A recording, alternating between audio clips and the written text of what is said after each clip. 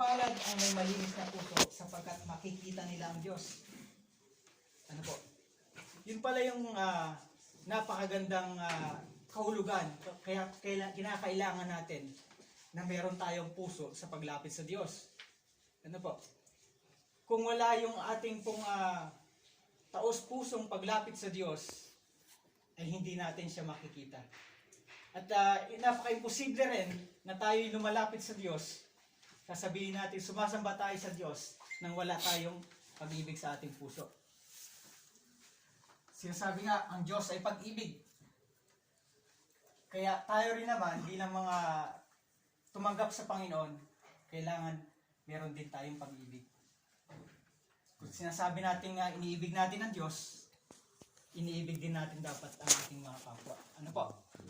Kaya dito po sa aklat ng Pedro, sa chapter 3 na ito, kung babasahin natin, doon sa mga naunang verse, ina-address ni Pedro na maging mabuti tayo kahit doon sa mga gumagawa sa atin ng masama. Gantihan natin ng mabuti yung gumagawa sa atin ng masama. At kung may mga nagagawa tayong mali, kailangan natin yung itama. Ano po? At napag-aalaga po na meron talaga tayong malinis na puso sa paglapit sa Diyos. Anong sinasabi ng Jeremiah 29:13? Sabi nga, Jeremiah 29:13, kung hahanapin ninyo ako inyong matatagpuan. Kung buong puso ninyo akong hahanapin. Amen. Kaya napakahalaga talaga ng puso. Ano po? Sapagkat sinasabi nga sa aklat din ng sa banal na kasulatan na ang puso ay siyang pinagmumulan ng buhay. Bukal ng buhay. Kung isipin natin, kung pag-aaralan din natin sa scientificong pagsusuri, yung puso po natin, siya yung nagpapump, ang tawag dito sa Tagalog? Tumitibo. Siya yung tumitibo. Ano po? Siya yung nagpapump ng dugo para po sa ating katawan. Kaya nga po, kapag ang puso natin ay hindi na tumitibo, patay kang bata ka. Stroke ka na, no? At kapag yung puso natin, barado yung mga ugat, doon nagkakaroon ng heart attack. Kaya napakalaga po, yung puso natin, lagi nating ipinaparenew o pinapalinis sa ating Panginoon. Bakit po? Sapagkat kung yung puso natin ay punong-puno ng galit, sama ng loob, mabilis po tayong tatanda. At mai-stress tayo. Tingnan nyo yung katabi nyo.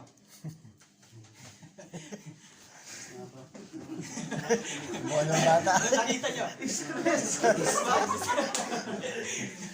Monong may stress. Kaya nga po, kaya napakahalaga po sa ating mga buhay talaga yung gantong gawain na ginagawa natin. Amen. Yung ating pong pagsamba, ano po? Amen. Kasi kung focus lang tayo sa ating pagtatrabaho, May focus lang natin para tayo kumita, May lalo stress ka tayong lalo. may stress, lalo tayong tatanda. Ano po? Tulad ko, naubos na. At konti na lang. Pero sa biyaya ng Panginoon, kaya nga po meron tayong gantong mga gawain at pagtitipon para po yung ating pong, tulad ng inawit natin, tulad ng mga agila, kahit tayo na papagod, maririnig yung ating lakas. Kahit tayo anong ginagawa natin, napapagod tayo, papahinga tayo, pero hindi tayo hinto. Amen. Amen. Ano man yung ating pong pinagdadaanan, marahil yung iba sa atin, nagkasakit o may pinagdadaanan mabigat, yun, talagang makakaranas tayo ng kapighatian, ano po, ng kalungkutan, pero hindi tayo bibitaw sapagkat may Diyos na nagbibigay sa atin ng lakas para ating malagpasan anuman ang hamon ng buhay. Ano po? Amen. Kaya nga po, isa pa rin napakahalaga, kaya ang puso ay kinakailangan sa ating pong paglapit sa Diyos, sa ating pong pagsamba. Mababasa rin natin ito doon sa Matthew. Ano po? Matthew 22:37. Ibigin mo ang Panginoon mong Diyos ng buong puso, ng buong kaluluwa at ng buong pag-iisip.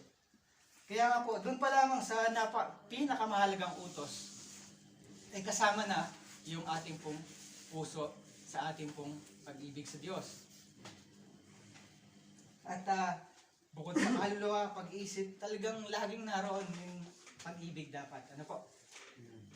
Kung babasahin din natin sa 1 Corinthians chapter 13, it's about the love, sa pag-ibig, Kung ating babasahin yun, sinasabi doon, ano man yung ating kakayanan na magpaliwanag tayo ng mga salita, kahit yung mga salita ng mga anghel, o yung ating mga sarili, ay ialay man natin sa pagsamba sa Panginoon kung wala naman yung pag-ibig natin. Sinasabi doon, baliwala ang lahat. Ano po?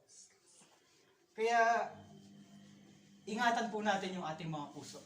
Ingatan natin na ito'y madungisan, ito'y mapuno ng mga kasalanan lalo na siyang nagbibigay sa buhay ng isang tao ng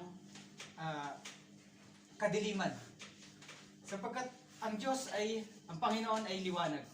Sabi nga, kung ang Diyos ay liwanag, dapat makikita rin sa atin yung liwanag na yun. At kapag ang Diyos ay nasa atin, wala na tayo sa kadiliman. Sapagkat inilipat na tayo sa pamamagitan ng ating Panginoong Jesucristo nung tayo tumanggap sa Kanya bilang ating Panginoon at tagapagligtas. Kaya nga po sa ating mga puso, pag umapawi natin yung pag-ibig ng Diyos, yung kapayapaan ng Diyos, at yung Espiritu ng Diyos ay lagi po nating pagariin, sa ating pong mga puso, sa ating mga isip, sa ating mga buhay. Kaya lagi po nating ingatan yung ating pong mga puso, na pusong tumitibok sa Panginoon, unang-una, sapagkat marami pong tao ngayon na yung kanilang puso, yung kanilang pag-ibig ay hindi sa Diyos, kundi sa mundong ito. Pag-ibig saan? Sa mga material na bagay, sa mga bagay na nandito lang, mga temporary lang sa mundong ito. Mga kapatid, ang mga bagay dito sa mundong ito ay temporary lamang. At darating yung time na kapag tayo'y napawi na yung ating mga buhay, ay babalik tayo mapupunta tayo sa kung saan paghuhukom. Magkakaroon ng paghuhukom. At doon sa paghuhukom na yon, doon na tayo hatulan. Dalawa yung pupuntahan natin, isang walang hanggan na kapamakan, at isang buhay na walang hanggan na kapiling natin ng Diyos. Kaya nga po, habang tayong malalakas pa, habang meron pa tayong panahon, piliin na natin ngayon na tayo mamuhay sa pag-ibig ng Diyos. Amen. Praise God. At pangalawa po natin, pangalawang puntos po na ating mababasa dito, sambahin ninyo siya bilang Panginoon. Ang tanong sa atin, si Kristo na ba talaga yung ating pong Panginoon ng ating buhay? Amen. Amen. Salamat po sa mga nag-amen. At sa mga hindi pa sigurado, kung si Kristo ay inyo po ang hindi pa talaga lubos na tinatanggap o hindi pa nakikilala, ito po yung napakagandang pagkakataon para angyayahan mo siya, tanggapin mo siya bilang Panginoon at tagapagligtas ng iyong buhay. Sinasabi nga, ang lahat ng tao ay nilikha ng Diyos, ngunit ang lahat ng tao ay hindi kabilang bilang mga anak. Ang binigyan lang ng karapatan ay yung mga sumampalataya at tumanggap sa ating Panginoong Jesucristo. Mag-amen po yung lahat ng tumanggap na. Amen. Amen. Praise God. At sa mga tatanggap, amen. Praise God. Salamat po. At mamaya po, mananalangin tayo. At yun nga, pangalawang puntos na ating mababasa, sambahin ninyo siya bilang Panginoon. At kung si Kristo yung ating pong tinanggap na sa ating buhay, mapalad po tayo. Sapagkat makakasama tayo sa kanyang pagbabalik sa kanyang kaharian. At isa pang tanong, At kung talagang tinanggap na natin ang ating Panginoong Jesucristo, siya na ba talaga yung nagiging Lord sa ating mga buhay? Ano po? O ang sarili pa rin natin? Ano po ibig sabihin? Kapag sinabi nating Lord, siya yung talagang pinapanginoon natin ng ating buhay. Ano po? At pag sinabing Panginoon, ibig sabihin, ikaw na siyang pumapanginoon sa Kanya, ikaw dapat yung sumusunod. Sabi nga, si Kristo dapat ang ating Panginoon at instead, hindi dapat siya yung pahingi noon. Yung lagi lang tayong hingi ng hingi sa Kanya sa mga bagay na nais natin parang nangyayari, ang Panginoon ang siyang nagiging servant at tayo ang nagiging Panginoon at pinapasunod natin siya sa anumang gusto natin. Ano po? At malinaw po na hindi po dapat ganoon. Ano po? Dapat kung sinasabi natin sa ating buhay na ang Panginoong Hesus ang siyang ating Panginoon, tayo dapat yung susunod. Tayo dapat yung susunod sa anumang gusto niya. Amen. At tulad nga po, ito po yung ginagawa ko ngayon na tumatayo dito sa harap. Isa po ito sa mga hindi ko gusto. Totoo po yun. At isa po ito sa dati na sinasabi ko ayaw ko na gawin. At natatakot ako na pumunta dito sa harap para sa katulad nitong ginagawa ko. Pero sinasabi ko noon dati, sabi ko, Lord, hindi po ako tatayo, hindi po ako pupunta sa harap. Basta ano lang po ako sa inyo. Mananampalataya ako at sasambahin ko kayo, pero ayoko pong pumunta. Ayoko nang ginagawa ng mga pastor. Ayoko nang ginagawa ng mga elders. Ano po? Kasi nahihiya ako, mahihayin ako, at wala akong lakas ng loob. Pero sabi nga, kapag tumanggap ka sa Panginoon, dapat siya na talaga yung susundin mo at hindi kabaliktaran yung gagawin mo na siya yung masusunod o ikaw yung masusunod. Kaya nga po, na-amaze ako sa Panginoon dahil ako po isang tahimik na tao at mahihain nung una. Pero sa biyaya ng Panginoon, tulad nga po ngayon, ay napapatayo na po dito sa harap sa inyo. At sa pagsasalita, hindi pa ganun ka liwanag. Pero sa biyaya ng Panginoon po, kapag talagang totally sinurrender na natin yung ating sarili sa Panginoon, gagamitin tayo ng Diyos sa kaparaanan na gusto niya. At kung paano yun yung gagawin yun, hindi na natin sakop yun. Ano po? At pinapatuto ko po sa inyo na ang aking buhay nung una ay katulad din ng iba na kapag inaangiyahan, nagtatago, maraming palusot. Ano po? Maraming mga bagay na inuuna kaysa sa mga gawain na ganito. Pero sabi ko nga, nakaka-amaze yung Panginoon dahil sa kabila ng mga bagay na hindi karapat-dapat sa isang katulad ko, pero nakikita ko, para sa akin sarili, pinapaging dapat niya. Ano po? Kasi nag-start po ako ng makakilala sa Panginoon nung time na sa probinsya po ako, na kung saan meron din akong abisyo, pag-inom, at marami din akong bagay na mga hindi kaaya-aya sa paningin ng tao at sa paningin ng Diyos na ginagawa.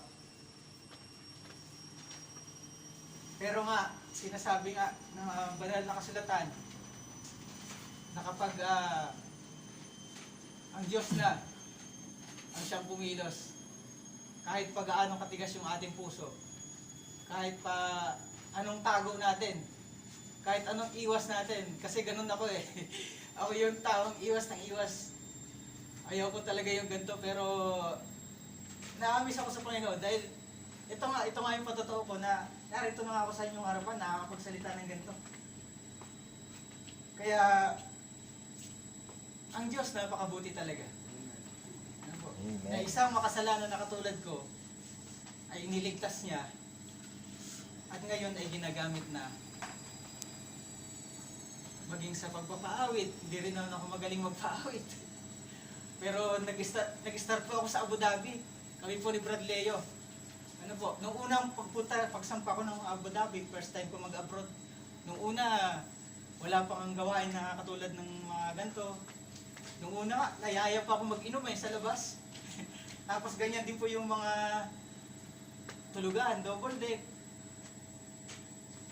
Nakita ko ng mga kwarto ko na tumalon ako doon dahil nasusuka ako. At isa yung mga bagay sa nakaka-miss kasi nga binago. Binago tayo ng Diyos. At kapag diniserve din pala natin na tayo magbago, ay gagawin ng Diyos yung pagbabago na yun sa ating mga buhay. Kahit ano pa yun, kahit ano pa po yung ating mga karuyan, yung mga bisyo, isurrender lang natin sa Panginoon. Ano po? At wag natin na sabihin na, Lord, lalapit lamang ako sa iyo kapag natanggal ko na to. Lord, lalapit lamang ako pag nakuha ko na to. Wag natin siya bigyan ng kondisyon. Hayaan natin siya, Lord, I surrender unto you. Kayo na pong bahala. Ito po ang kahinaan ko. Ano pong gagawin ninyo sa kahinaan pong ito, kayo na pong bahala. Laging ipagkatiwala natin sa Panginoon. Lagi po natin gamitin yung ating puso sa paglapit sa Diyos. At sa paglapit natin sa Diyos, sigurado po makikita natin ang Diyos kapag yung buong puso natin ay talagang nilapit natin sa Kanya. Praise God. At sabi po dito, Galatians 2:19, ano po, napakaganda po. Ako'y namatay na sa kautusan sa pamamagitan rin ng kautusan upang ngayon mabuhay para sa Diyos. Namatay na akong kasama ni Kristo sa krus. Hindi na ako ang nabubuhay ngayon, kundi si Kristo na ang nabubuhay sa akin. At hanggang ako'y nabubuhay para sa katawang lupa, mahumuhay ako sa pananalig sa anak ng Diyos na umibig sa akin at nagandog ng kanyang buhay para sa akin. Napakaganda po na sinasabi dito na hindi na ako ang nabubuhay, kundi si Kristo na. Kaya napakalaga po na ito i-apply natin sa ating buhay. Na tayo talaga yung susunod. Ano po? Paghariin natin si Kristo, ang Panginoong Jesucristo sa ating buhay bilang Panginoon at tagapagligtas. Sundin natin po yung kanyang mga utos at kanyang mga aral. Basahin natin yung aklat ng kasulatan. Araw at gabi, pagbulay-bulayan po natin.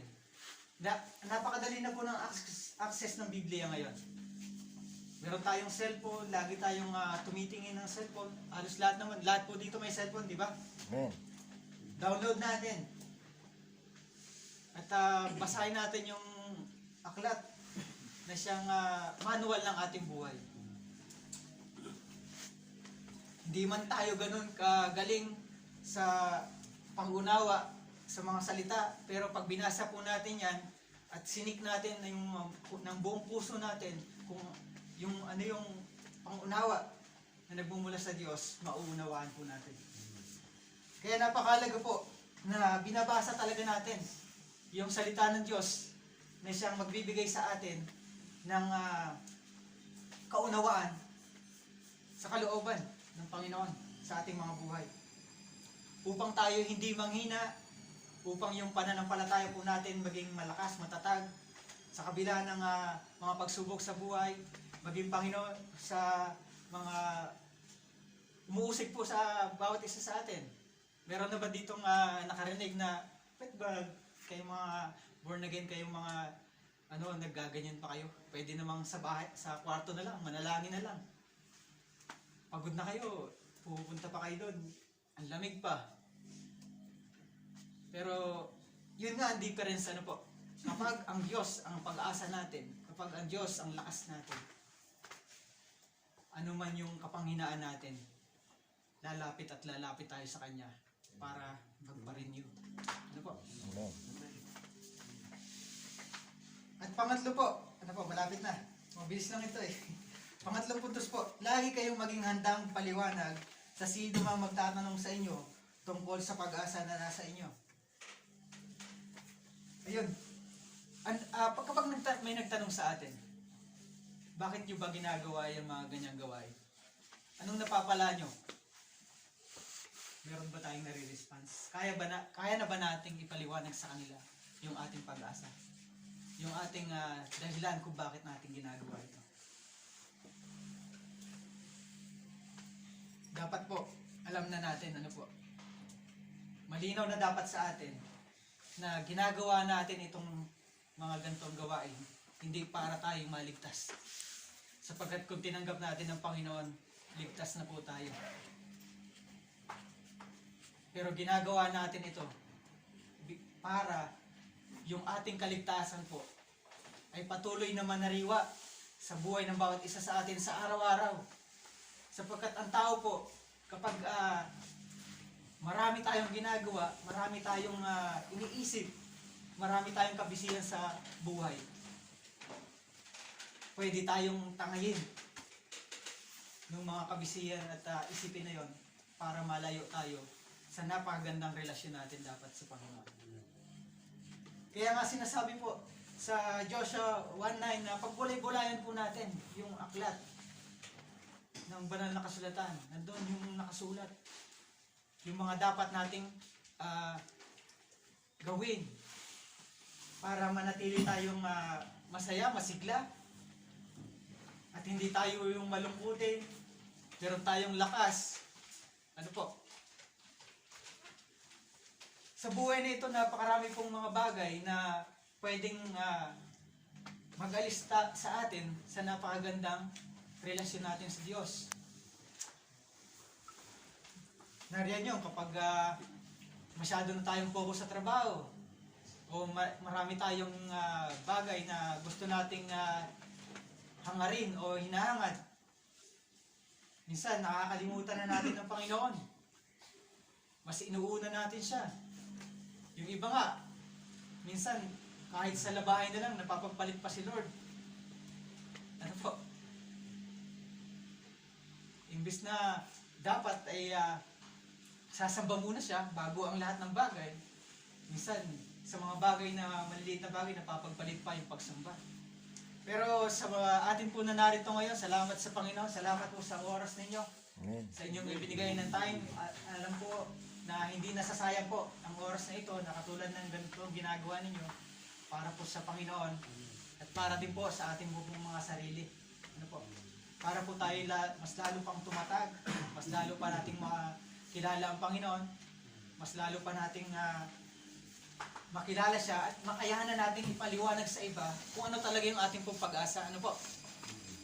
Na ang pag-asa natin ay ang ating Panginoon sa Kristo. Na ang pag-asa natin ay buhay.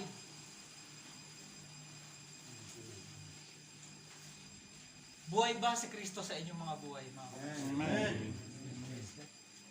At nasabi po sa Colossians 1:27, nasabi po, Kolosas po, na Kolosas.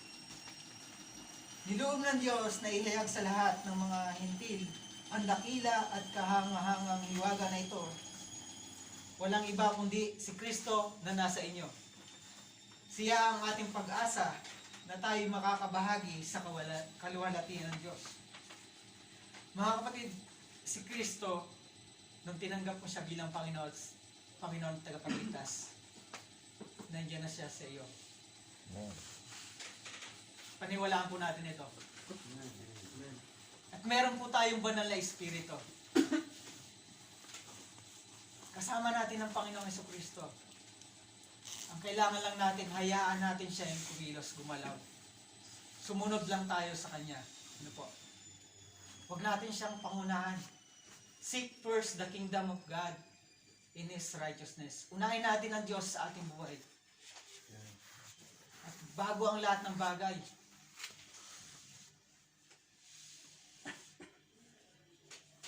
Kaya nga po, unawain natin na may Kristo tayo sa ating mga buhay. Lagi nating unawain yan. At kung feeling mo parang wala, o baka iniisip mo, hindi ka sigurado sa tinanggap mo, manalangin tayo. Mananalangin tayo ngayon. Ano po mga kapatid?